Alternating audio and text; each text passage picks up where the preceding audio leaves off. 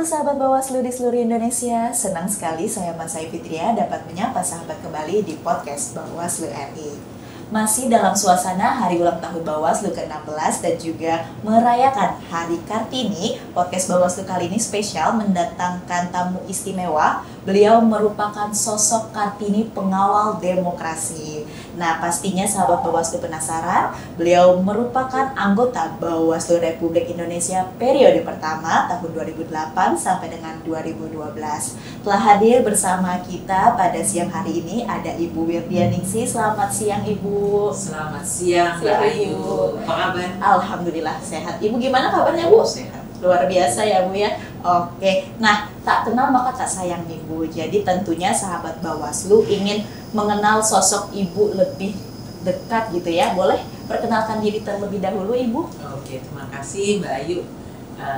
Halo para teman-teman Bawaslu se-Indonesia. Perkenalkan saya Wirdianingsih, biasa dipanggil Nunung. Jadi nama kesayangannya Nunung, panggilan sehari-hari. Saya seperti dijelaskan tadi adalah anggota Bawaslu periode 2008-2012 dan saat ini saya aktivitasnya adalah sebagai dosen di Fakultas Hukum Universitas Indonesia.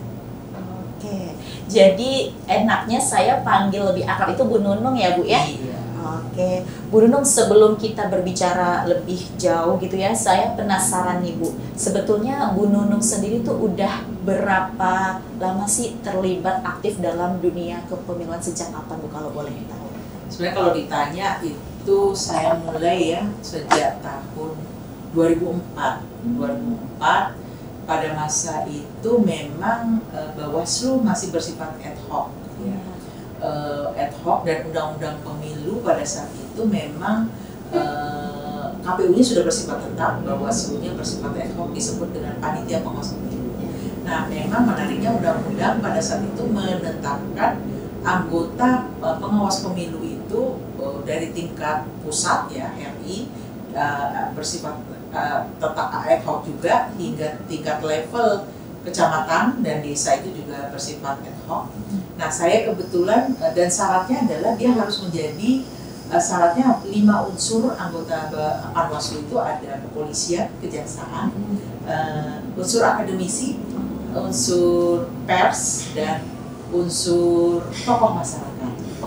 Nah, jadi undang-undangnya menetapkan demikian. Jadi suatu hal yang menarik, kenapa saat itu saya adalah dosen di Fakultas Hukum UI dan dosen itu kan tidak hanya mengajar, ada unsur tridharma perguruan tinggi. Salah satunya selain mengajar adalah pengabdian kepada masyarakat. Nah, bentuk Pengmas itu macam-macam. Nah, kebetulan ketika ada dibuka kesempatan untuk menjadi anggota panitia pengawas pemilu di wilayah kota, nah kebetulan saya tinggalnya di Depok, saya tertarik gitu.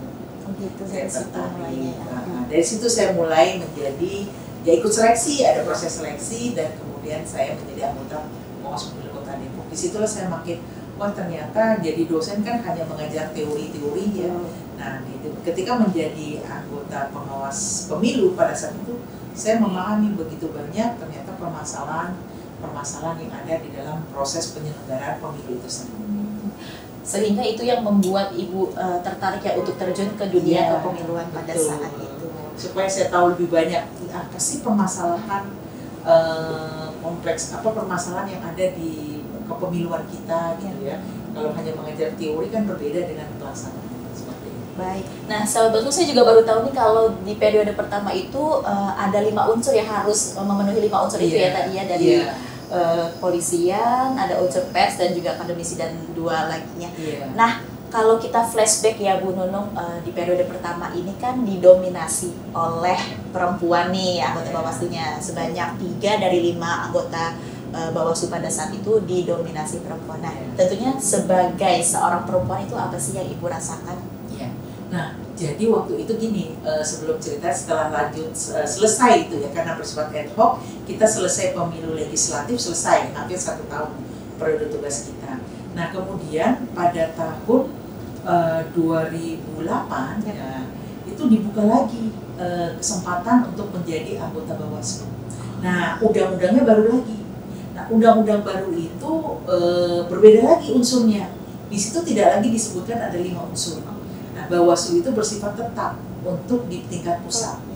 Nah, tahun 2008, karena saya sudah memiliki pengalaman di 2004 sampai 2005, saya tertarik untuk mengikuti lagi. Pertama, saya sebagai perempuan, karena saya melihat ternyata banyak perempuan-perempuan tingkat pengawas pemilu yang cukup mumpuni, dan saya mencoba gitu ya. Di tahun 2000, seleksinya itu 2008 ya, dan kemudian cukup banyak yang mendaftar ya, walaupun agak minder nih, saya perempuan apa nih saya gitu ya, dan tidak ada lagi unsur akademisi, unsur ini nggak ada, semua boleh mendaftar siapa saja. Nah, pada saat itu dari 500 kemudian diseleksi hingga kemudian menjadi 40. Nah, 40 itu makin menciut, itu jumlah perempuannya makin sedikit ya. Akhirnya masuk 15 besar, itu masuk ke DPR. Nah, dari 15 besar itu ada 3 perempuan waktu itu. Dan masuk semua ya? Ya, itulah yang menjadi kunci sukses menurut saya pada saat itu, perempuan-perempuan penyelenggara pemilu, karena di KPU pun ada 3 perempuan yang masuk pada saat itu dari 21 yang masuk di DPR. Pada saat itu sama seperti Bawaslu yang masuk di DPR, 3 perempuan dan 3-nya terpilih, dan kami pun 3-nya terpilih. Jadi kami itu dulu adalah perempuannya cukup banyak ya, bahkan kalau di Bawaslu 3 perempuan 2 laki-laki. Nah, saya melihat memang, wah ini keren banget. Kenapa? Kami sesungguhnya saya melihat bahwa itu bukan karena kami sendiri ya, kemampuan kami sendiri. Majunya kami menjadi penyelenggara pemilu pada saat itu, pada tahun 2008 ya, untuk proses penyelenggaraan pemilu 2009, itu adalah dukungan dari Komisi 2 DPR pada saat itu. Komisi 2 DPR yang saya sangat hormati pada saat itu adalah koalisi perempuannya. Ya, koalisi perempuannya yang bergabung dari berbagai partai, ya, partainya banyak di Komisi 2 DPR, tapi perempuannya kompak. Nah, mereka, saya ingat sekali, mereka mencoba melobi ya Komisi 2 DPR untuk dalam proses pemilihan, kan harus memilih 15 anggota Bawaslu yang ada, calon itu pilih 5. Nah, mereka kemudian mengusulkan dalam memilih itu harus ada 2 perempuan yang masuk. Dan jadi misalnya mereka 1 orang milih 5 nama, 2 perempuan yang masuk. Saya ingat sekali itu di bawah kepemimpinan Kak Lena, dan kemudian kami mempunyai komunitas Maju Perempuan Indonesia di bawah kepemimpinan Ibu Lena ya waktu itu. Nah, dan itu ternyata strategis sekali karena upaya itu akhirnya seluruh Komisi 2 DPR ketika memilih 5 nama, 2 perempuan, otomatis 3-3-nya masuk, hitungan matematika. Bayangkan begitu cerdasnya perempuan Komisi 2 DPR untuk membujuk melakukan proses seperti itu. KPU-nya masuk 3 nama perempuan dan Bawaslu-nya masuk.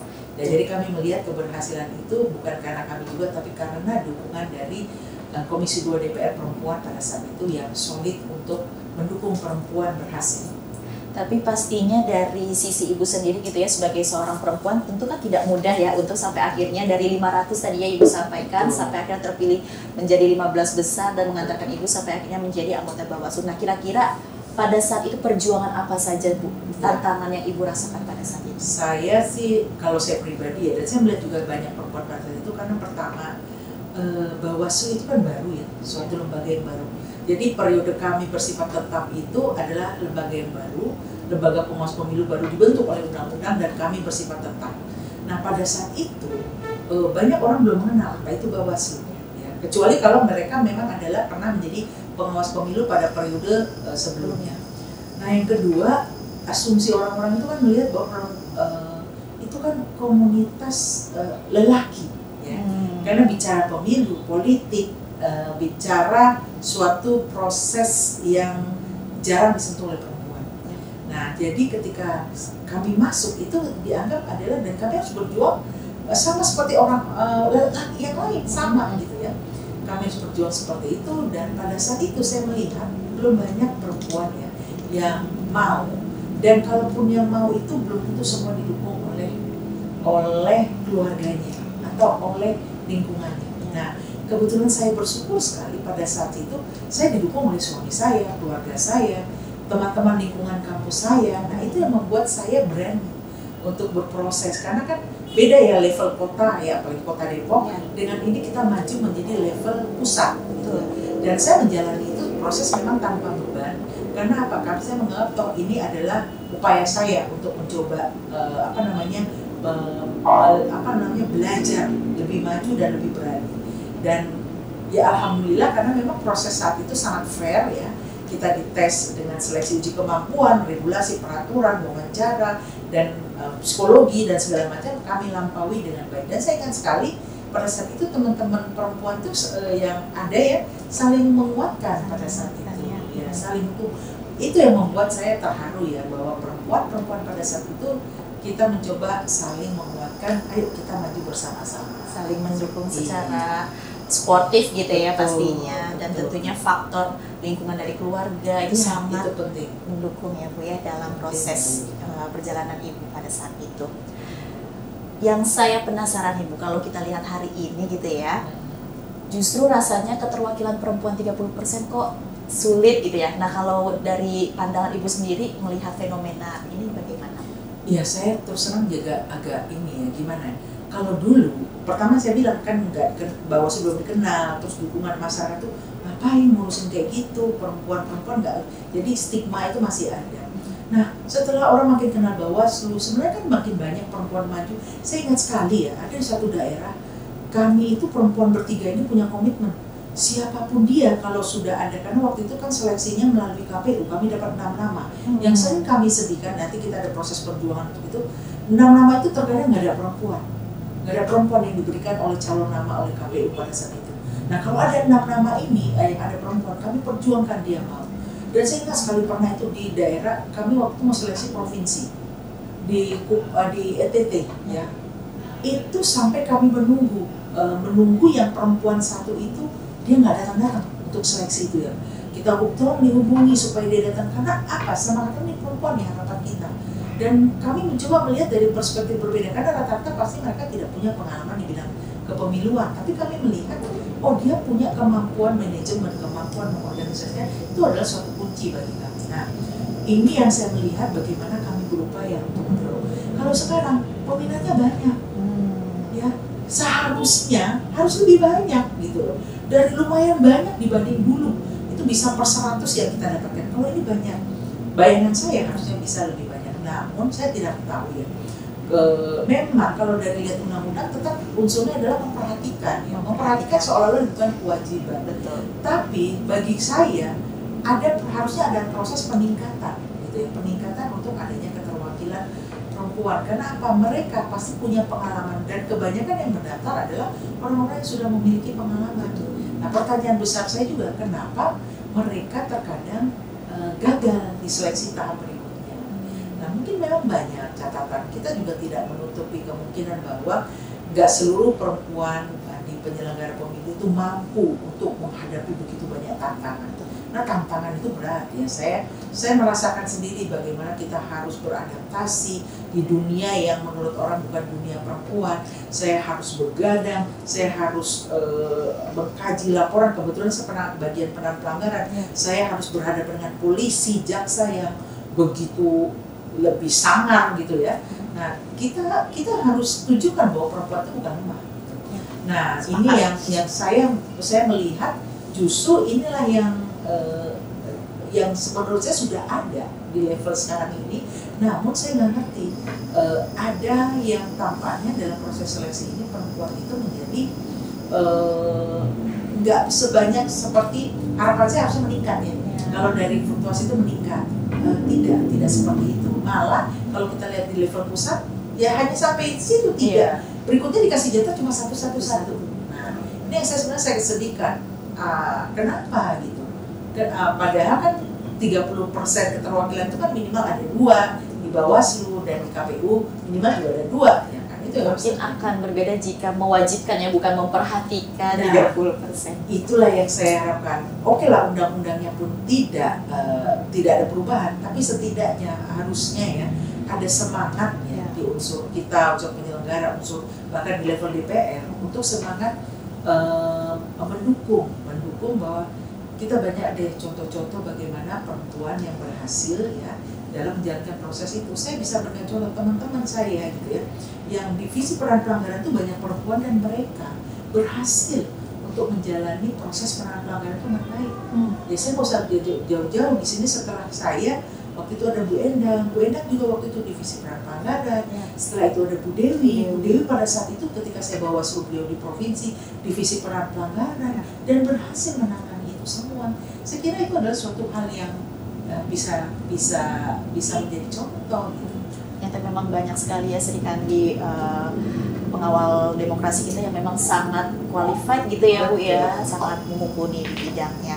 Nah, berbicara soal karena masih semarak 16 tahun Bawaslu gitu ya Bu ya, tentunya umur 16 tahun ini kan bukanlah suatu hal yang mudah dicapai gitu ya bagi suatu lembaga. Ibarat bayi gitu ya, sebelum dia mampu berlari kencang kan pasti ada fase merangkak, berjalan.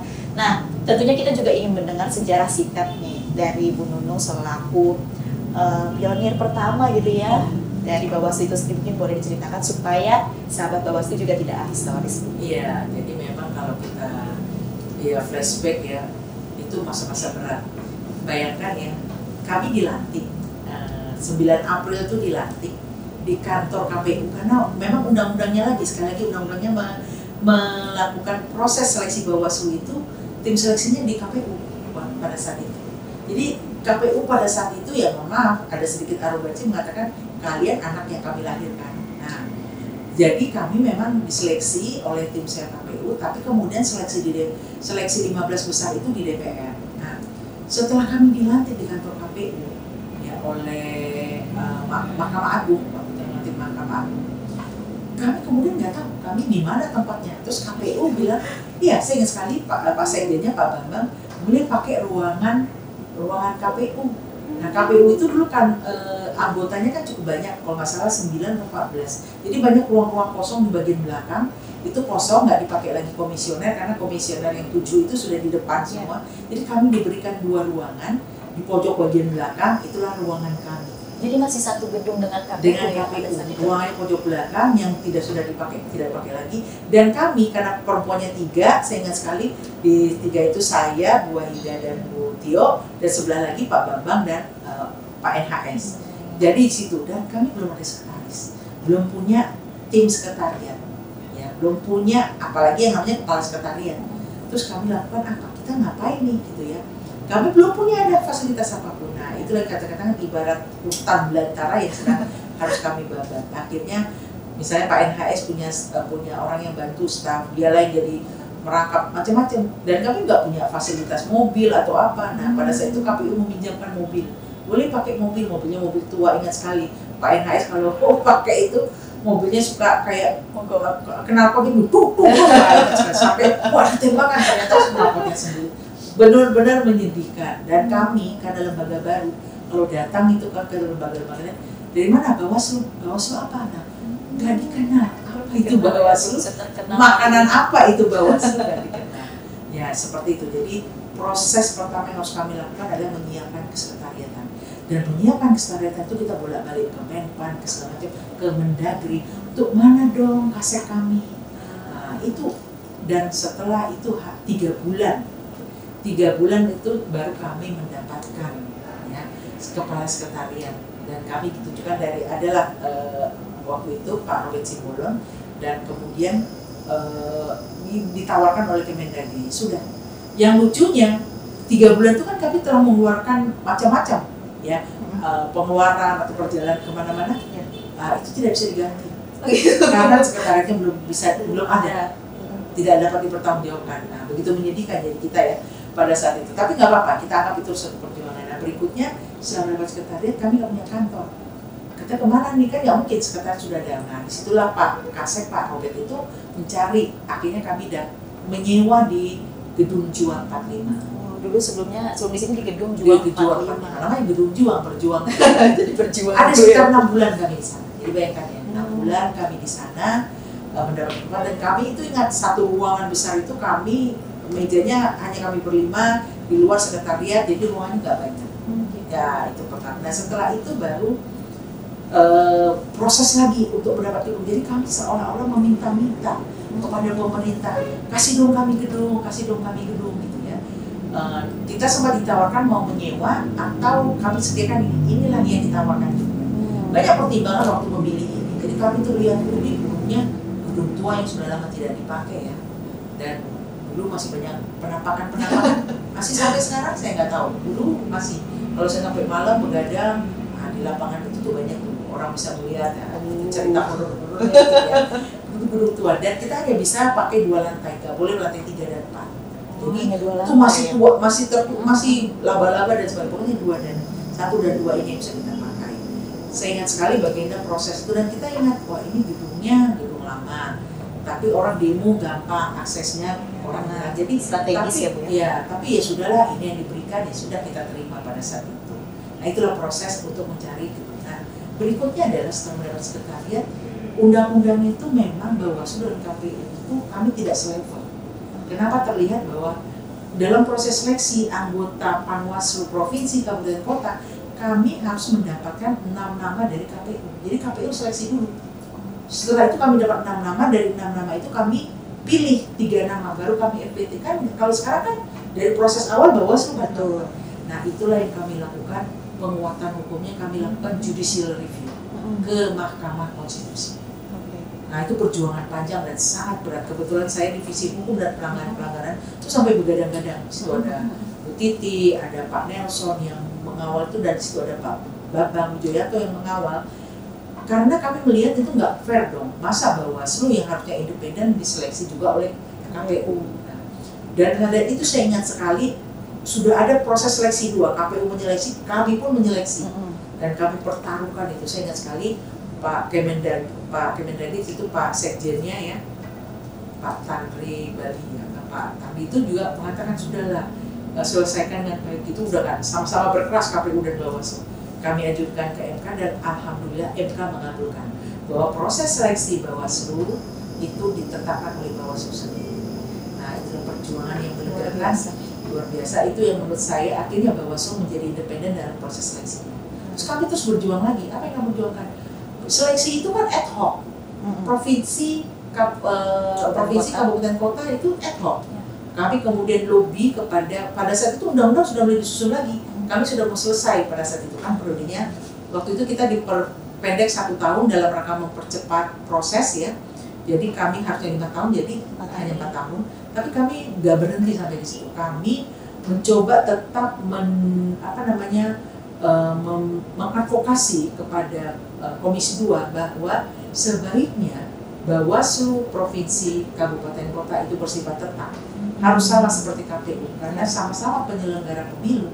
Dan makna dari MK sudah memaknai KPU itu bukan hanya unsur Komisi Pemilihan Umum, tapi juga di situ ada penyelenggara yang dalam hal ini Bawaslu.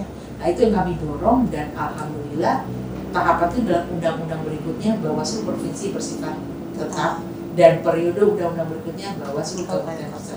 Luar biasa sekali. Merinding Ibu saya mendengar perjuangan. Makanya kalau ketika saya kesini melihat ruangan itu sudah begini nyaman. Ibaratnya karpet merah, orang yang sudah diseleksi sudah begitu datang dengan segala fasilitas yang tersedia. Sudah disebut karpet merah gitu ya. Dan satu lagi juga soal kewenangan. Nah, kewenangan. Karena kami melihat kewenangan itu ada satu itu tadi, penyelesaian sengketa. Penyelesaian sengketa itu dulu Bawaslu tidak ada di kewenangan itu. Nah tapi di Undang-Undang Pilkada ada. Nah, kami dorong bahwa Bawaslu mampu untuk melakukan penyelesaian sengketa. Nah itu juga soal DKPP. DKPP itu dulu bersifat ad hoc dan ada di KPU. Kami dorong supaya DKPP ini harus mandiri. Kalau dia mau menilai, karena sering saya waktu melaporkan pelanggaran etik yang dilakukan oleh KPU, tapi karena DKPP-nya ada yang membentuk itu dari KPU ini nggak mau membentuk. Nah alhamdulillah DKPP ada perubahan. Jadi terus kami intens karena kami menganggap begini, walaupun kami sudah selesai, tapi yang namanya lembaga ini harus makin menguat. Nah, jadi kami berikan kami bantu fasilitas sekretariatan dan juga kewenangan dan juga struktur organisasinya. Nah, alhamdulillah sekarang saya melihat sudah semakin baik dan semakin sudah muat ya, sudah sangat menguat. Luar biasa, berarti memang Bawaslu hari ini tidak mungkin berjaya seperti sekarang tanpa perjuangan-perjuangan dari para anggota terdahulu gitu ya, pemimpin Bawaslu di periode sebelumnya. Nah tadi kan Bu Nunung sudah cerita banyak nih soal mulai dari perjuangan mencari gedung dan sebagainya. Nah kalau dari logo Bawaslu sendiri, boleh nggak Bu Nunung ceritakan filosofi dari logo Bawaslu pada saat itu? logo Bawaslu itu juga kita menarik karena kita ini melihat, ini kita lembaga nggak dikenal. Nah, Bawaslu itu apa? Kan kami itu terkadang, mohon maaf, kadang-kadang soal bicara protokoler saja, kalau mau masuk ke istana presiden siapa nih? Jadi kayak nggak dianggap gitu ya. Jadi akhirnya berkirim surat pun kita memutuskan, waktu itu saya ingat sekali Pak NHS sebagai ketua, ini kita logonya apa ya? Mas, harus logonya yang ada burung Garuda. Gitu. Jadi kita miripin tuh Garuda apa sekretariat negara, pokoknya semua kan ada logo Garudanya. Tinggal diganti aja Bawaslu di bawahnya. Nah, oh iya, jadi kita seolah-olah adalah bagian dari lembaga negara kita. Emang benar kan, kita memang diminta walaupun dibentuk oleh undang-undang ya, bukan Undang-Undang Dasar 45, karena Undang-Undang Dasar 45 lembaga negaranya pasti lebih tinggi. Kita kan ada lembaga yang dibentuk oleh undang-undang ya. Nah, tapi kami menunjukkan bahwa kita itu dibentuk undang-undang, ditunjuk oleh pemerintah, maka logonya harus logo burung Garuda. Jadi waktu logo pertama kali itu adalah itu. Nah, cuma kan logo itu kan dalam soal warna ya, warna itu kan waktu itu kita agak bingung nih warna apa ya, karena semua warna oleh partai sudah didominasi ya. Apa mau pakai warna kuning nggak mungkin, merah nggak mungkin gitu ya. Nah, sempat kita melihat ada orange, kayaknya waktu itu tidak ada partai, walaupun ternyata akhirnya ada partai waktu itu. Orange itu Hanura ya. Hanura agak kunyit warna. Kunyit ya, kita orange banget ya. Tapi kan ya orange itu ada banyak filosofinya ya, dari titik spektrum itu, titik spektrum yang paling jauh dalam konteks mengawasi itu kan harus orang mengawasi dari titik terjauh itu terlihat gitu kan. Nah, karena saya pernah lihat itu, jadi kita lihat ya kalau kita menggunakan kaos-kaos atau apa, banyaknya menggunakan kaos orange. Dan kebetulan juga memang semangat waktu itu kan logo-logo KPU pemilunya tuh banyak warna orange juga, nah seperti itu. Nah memang logo itu kemudian yang saya ingat periodenya Pak Abhan diubah menjadi logo kotak suara. Ya kebetulan waktu itu saya diminta menjadi tim juri seleksi, kan itu dilombakan ya, saya diminta untuk menilai. Memang banyak yang bukan dari tim itu, banyak tim dari wartawan, dari media, dari desain grafis, yang banyak sekali usulan-usulan yang terkirim ribuan, sampai kita bingung buat bagus-bagus. Nah kemudian kita pilih kan, karena menggambar desain itu mereka memberikan filosofi dan maknanya, dan kemudian kami pilih ada sekitar dari sekian ribuan itu ada 20 nggak salah logo-logo yang terbaik. Nah kemudian kami serahkan kepada pimpinan untuk silakan memilih di antara hasil seleksi kami. Diplenokan ya. Diplenokan. Saat itu mereka yang memilih logo yang sekarang ini. Ya, unsur orange-nya tetap masih ada ya.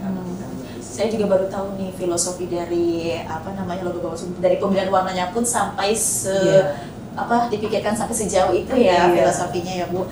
Nah tadi udah berbicara soal perjuangan mencari tempat logo. Nah saya juga mau tahu nih dari Bu Nunung sendiri, kira-kira hal-hal istimewa yang Ibu alami, Ibu dapatkan pada saat menjadi anggota Bawaslu pada saat itu?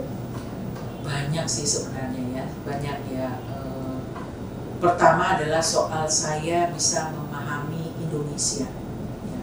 Karena alhamdulillah berarti saya ditugaskan harus melihat konteks Indonesia itu dari Sabang sampai Merauke, dan saya melihat memang pemilu dari Sabang sampai Merauke itu berbeda-beda persepsi masyarakatnya ya. Itu pemilu legislatif saja sudah berbeda-beda ya, pemahaman mereka, bahkan dari para penyelenggara pemilu. Dan kita harus memahami itu.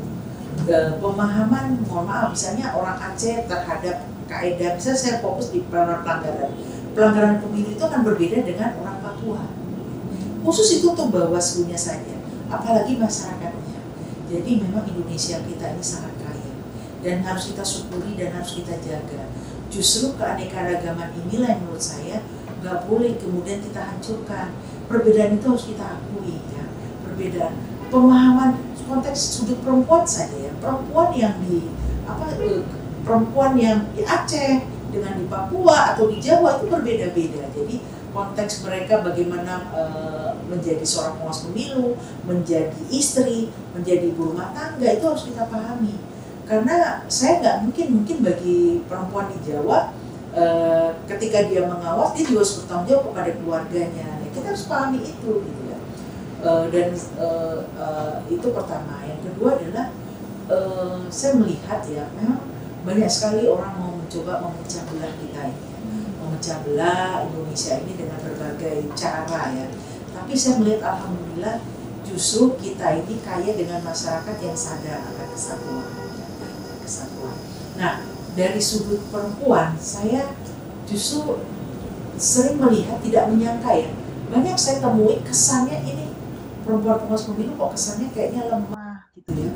Orangnya begini, tapi saya nggak nyangka bahwa dia bisa begadang sampai malam, bisa mengawal TPS, bisa mengawal proses, bisa terus koordinasi dengan saya. Saya nggak nyangka, oh ternyata kita nggak bisa remehkan dari fisik dia saja kan. Nah itu saya melihat seperti itu. Dan tantangan terbesar ya tadi, ya banyak ya namanya ketika kita makin diketahui, makin dikenal, makin dianggap bahwa kita itu mampu seolah-olah mengubah ya apa yang mereka harapkan, godaan itu makin banyak. Ya saya adalah godaan yang namanya ancaman. Nah ancaman sih bagi saya sih ya ancaman SMS gelap macam-macam. Ada ya? Ada yang bilang saya tahu rumah ibu, saya tahu anak ibu di mana. Itu ada gitu ya ketika. Tapi saya pikir saya nggak takut. Tapi justru yang saya takut adalah ketika ada godaan, misalnya ada fasilitas yang kita nggak tahu, ada pemberian sesuatu yang kita nggak tahu, itu yang saya khawatirkan. Nah justru ini yang sekarang saya khawatirkan, makin nyaman kita itu, makin banyak orang mencoba untuk mengupayakan atau menipu dayakan kita. Nah ini yang harus dijaga. Karena Bawaslu sekarang justru kalau soal permasalahan teknis, permasalahan fasilitas sudah nggak ada lagi. Justru yang menjadi masalah adalah integritas. Betul, integritas dan profesionalitas kita yang harus diuji ya Bu ya. Itu. Karena itu yang paling diuji.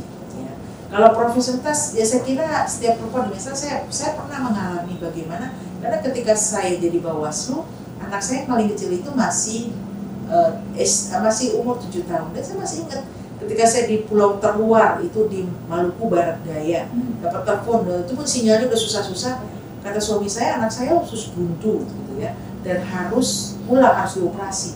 Saya langsung nggak konsen, nggak ada pesawatnya baru hari apa pulangnya. Karena gitu, nah tapi kemudian saya bilang, Mas bisa nggak dokternya ditunda gitu ya operasinya sampai saya bisa pulang. Dan kebetulan dikasih kemudahan, hari itu kebetulan ada Pak Wakil Gubernur lagi ke sana bawa pesawat helikopter, saya numpang pulang. Nah, jadi ada hal-hal yang terkadang kita harus menghadapi hal-hal yang kita diuji. Ini ibu sebagai ibu, ini sebagai istri, atau ini sebagai tanggung jawab kita sebagai Bawaslu. Kan ini semua tidak mudah pasti ya Bu ya, tidak mudah, tapi saya yakin ketika kita berusaha mencari solusi, Allah itu akan memberikan solusi. Nah saya juga penasaran Bu, Ibu kan membidangi divisi hukum dan penanganan pelanggaran. Nah penanganan pelanggaran apa sih yang pada saat itu sangat membekas sampai dengan hari ini waktu itu Ibu menangani kasus? Sangat membekas sekali.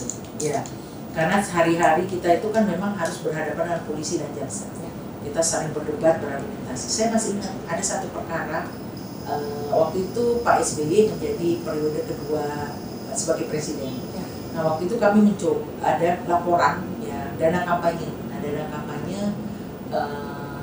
yang diduga ada pihak asingnya. Nah di situ pada saat itu kalau ada pihak asing ada kategori tindak pidana pemilu. Nah kalau tindak pidana pemilu maka itu kita masukkan ke sentra Gakumdu. Nah di saat sentra Gakumdu itu kepolisian, saya bolak-balik ke Barreskrim, saya ingat sekali. Barreskrim mengatakan ini nggak ada unsur, tidak terpenuhi unsur. Kami ini terpenuhi, kami panggil saksi, kami panggil ini, kami lihat aturannya ini terpenuhi. Kami lihat dari unsur ADART, banknya dan sebagainya. Tapi kemudian polisi tetap mengatakan tidak. Terus kita pleno, bagaimana ini polisi kayaknya menolak, padahal besok itu adalah hari terakhir kita harus mau proses ini. Ya sudah Mbak, kita Pak NHS sebagai ketua itu mengatakan kita serahkan saja kepada polisi, kita datang ke Barreskrim bersama-sama serahkan berkas itu. Kalau mereka tidak mau terima ya sudah, intinya kita sudah menyerahkan. Waktu itu kita sudah begitu ya, karena di antar koordinasi sentra Gakumdu nggak terima. Dan kemudian kami lakukan itu. Saya datang ke ruangan, waktu itu tidak ketemu Pak Kabar Eskrimnya, Pak Susno Diaji. Waktu itu ketemu Kabar Eskrim, Pak ini berkas kami. Saya itu didampingi dengan Pak Ketua dan teman-teman anggota yang lain, berlima kita kompak. Pak ini berkas kami, tolong diproses tidak lanjut. Mbak, katanya, Bu ini kan sudah kita bahas, ini tidak bisa dimasukkan. kita sudah berdebat, saya kencang, saya mungkin sudah sangat capek lelah, saya gebrak meja tuh, saya nggak tahu, saya sering cerita, saya gebrak meja, Pak, kami ini Bawaslu, Pak, kami ini Bawaslu, saya agak kaget juga, gebrak mejanya kencang gitu, dan itu dijawab oleh beliau, dia gebrak meja juga, kami ini polisi.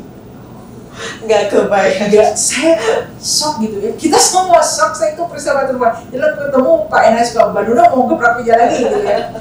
Wah Mas, terus kita kaget. Terus waktu itu Pak NS bilang diem semua saat itu. Ya terus Banduna udah pulang aja kita. Keluar kita terus dari ruangan kabar reskrim. Saat itu kabar terus digebrak juga. Jadi itulah proses yang menurut saya adalah ketika saya berhadapan-hadapan untuk mengatakan ini adalah bentuk pelanggaran yang masuk kategori pelanggaran tidak pidana korupsi tapi ditolak. Dan itu sering terjadi di teman-teman di daerah. Dan teman-teman daerah itu sering bercerita. Dan banyak yang menang itu teman-teman perempuan ya. Yang menangan itu bagian divisi penampungan itu perempuan dan mereka berani. Mereka berani, itu yang saya salut. Yaitu kendala kita terbesar ketika kami menghadapi dan kita berhadapan-hadapan langsung. Padahal setelah itu sih kita bebe aja ketemu lagi. Wah Pak, Bu maaf ya kita ke itu-gitu ya nggak apa-apa Pak. Tapi kita sudah paham bahwa mereka punya persepsi seperti itu dan kami punya persepsi seperti itu. Luar biasa sekali. Iya. Nah tadi sempat disinggung soal perempuan karena memang dalam rangka memperingati Hari Kartini gitu ya Bu Nunung. Kira-kira menurut pandangan Ibu peran dan kontribusi perempuan dalam Bawaslu ini sudah sejauh mana dalam memperkuat dan juga memajukan demokrasi kita hari ini? Saya melihat sudah banyak ya, sudah bagus, sudah makin menguat ya. Perempuan sekarang sudah makin berilmu ya, terutama di bidang kepemiluan dan sudah makin berani, sudah makin percaya diri. Yang dulu belum ada, terkadang ada orang yang saya lihat tidak hanya mampu, Bu saya nggak pede Bu, bahkan mungkin maaf berbicara dia belum pede, berhadapan dengan orang belum pede. Nah itu kita dorong dan saya lihat ini sudah banyak perubahan yang mendasar. Namun ya kembali lagi, yang justru sekarang kemampuan itu sudah ada, yang justru harus diperkuat adalah soal tadi integritas dan profesionalitas mereka ketika menjalankan peran itu. Karena orang itu makin mampu, makin ujiannya makin banyak pasti. Dan kita harus siap, setiap ujian itu harus kita hadapi dan harus lulus. Mungkin ada pesan yang ingin Ibu Nunung sampaikan kepada seluruh perempuan Indonesia gitu yang tertarik, terlibat dalam pengawasan pemilu untuk memperkuat demokrasi kita. Boleh Ibu disampaikan? Iya, saya ya berharap perempuan-perempuan Indonesia ya, khususnya perempuan-perempuan yang memang sudah demikian banyak berkontribusi di bidang kepemiluan, ayo terus konsisten kita sama-sama ya membangun demokrasi ini ya, membangun demokrasi di Indonesia dengan kontribusi kita di bidang pemilu, dengan mengutamakan tadi profesionalitas kita. Kita tunjukkan bahwa kita sebagai perempuan yang juga concern terhadap pemilu, yang concern untuk menegakkan demokrasi, kita profesional dalam menjalankan tugas dan peran kita. Dan satu lagi, profesionalitas kita ini akan diuji dengan integritas kita. Nah, integritas ini sekolahnya nggak ada di mana-mana. Integritas itu ada di hati, ya. Integritas itu ada di keyakinan kita. Jadi saya berharap ketika kita menghadapi ujian-ujian seperti itu, coba lawan itu semua. Kita komit dengan bahwa seorang perempuan sebagai ibu, ya, sebagai ibu dari anak-anak, sebagai istri dari seorang suami, sebagai anak perempuan dari orang tua, tapi adalah seorang perempuan mandiri yang memiliki integritas dan profesionalitas. Itu saja dari saya berharap semua maju, berharap semua harus mengisi lini-lini struktur kelembagaan di mana perempuan harus mewarnai ada di lembaga tersebut. Luar biasa, saya sepakat sekali, saya mendukung statement Bu Nunung. Nah kalau tadi pesan untuk perempuan mungkin juga boleh disampaikan pesan dalam rangka masih ulang tahun Bawaslu yang ke-16, apa sih yang ingin Ibu sampaikan harapan untuk Bawaslu? Ya, saya ucapkan selamat ulang tahun Bawaslu ya. Selamat ulang tahun Bawaslu yang ke-16. Ibarat usia ini sekarang usia ABG ya, dimana usia sedang semangat-semangatnya, dimana usia ini sedang ibarat orang sedang banyak ide-ide kreatif, banyak motivasi-motivasi yang ingin dikembangkan. Nah, lakukanlah itu, lakukan, dan tolong tunjukkan bahwa Bawaslu yang sudah dibangun ya, dengan jerih payah bersama, ya, bukan hanya kami, jerih payah semua yang ada ya, yang ikut berkontribusi untuk menjadikan Bawaslu ini sebagai lembaga yang independen mandiri. Tolong kuatkan dan jangan lemahkan, baik itu dari kewenangan, baik itu dari profesionalitasnya. Saya berharap walaupun ya kita semua ini mungkin terpilih ya dulu atau dipilih dari unsur-unsur masyarakat, unsur-unsur ormas-ormas yang ada, unsur-unsur instansi yang lain yang mungkin ada kedekatan dengan partai politik. Saya berharap tolong itu hanya dijadikan sebagai proses, tapi ketika sudah masuk menjadi lembaga, Anda adalah orang-orang yang independen, Anda adalah orang-orang yang mandiri, Anda adalah orang-orang yang memegang amanah ini sesuai sumpah dan janji. Mungkin itu saja dari saya. Selamat ulang tahun, semoga Bawaslu makin oke ke depannya. Luar biasa sekali. Tidak terasa sahabat Bawaslu, sudah 30 menit nih Bu Nunung kita berbincang dengan serunya, saking serunya nggak terasa waktu sudah berjalan. Dan tentunya saya sangat berterima kasih kepada Bu Nunung yang sudah berkenan membersamai podcast Bawaslu kali ini. Mungkin bisa kita akhiri dengan tagline bersama, Bu. Tagline Bawaslu: bersama rakyat awasi pemilu, bersama Bawaslu tegakkan keadilan. Terima kasih.